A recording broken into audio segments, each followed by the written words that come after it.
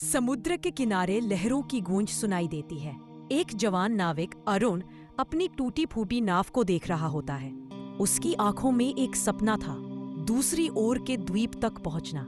लेकिन गांव वाले हंसते थे। अरे अरुण, उस समुद्र को कोई पार नहीं कर सकता, वहां तो तूफान है।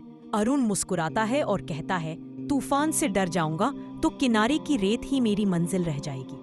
अगले दिन सुबह सुबह अरुण अपनी नाव लेकर निकल पड़ता है। सूरज की किरणें समुद्र पर चमक रही थीं और हवा में उम्मीद थी।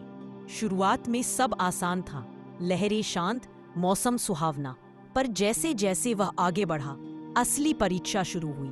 अचानक काले बादल छा गए, बिजली गिरी, लहरें दीवार जैसी उठने लगी, नाव डगमगाने लगी। अरुण चिल्लाया, हे समुद्र, तू चाहे जितना गरज ले, मैं रुकने वाला नहीं।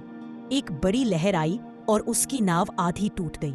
वह गिर पड़ा, भीग गया, लेकिन उसने पतवार नहीं छोड़ी। अगर मैं हार मान लूं तो ये समुद्र जीत जाएगा, लेकिन मैं नाविक हूं, डरपोक नहीं। रात भर संघर्ष के बाद सुबह का सूरज निकला। समुद्र शांत हो गया और सामने उसे द्वीप दिखाई दिया। थका हारा अरुण वहां पहुंचा, रेत पर बैठा और मुस्कुराया। उसने कहा, जीत हमेशा उसी की होती है जो आखिरी लहर तक संघर्ष करता है। गांव वाले बाद में जब उसे लौटते देखे तो दंग रह गए। अरुण बोला, समुद्र बड़ा नहीं होता, हमारी सोच छोटी होती है। डर हमेशा रहेगा, लेकिन हिम्मत उससे ज्यादा होनी चाहिए।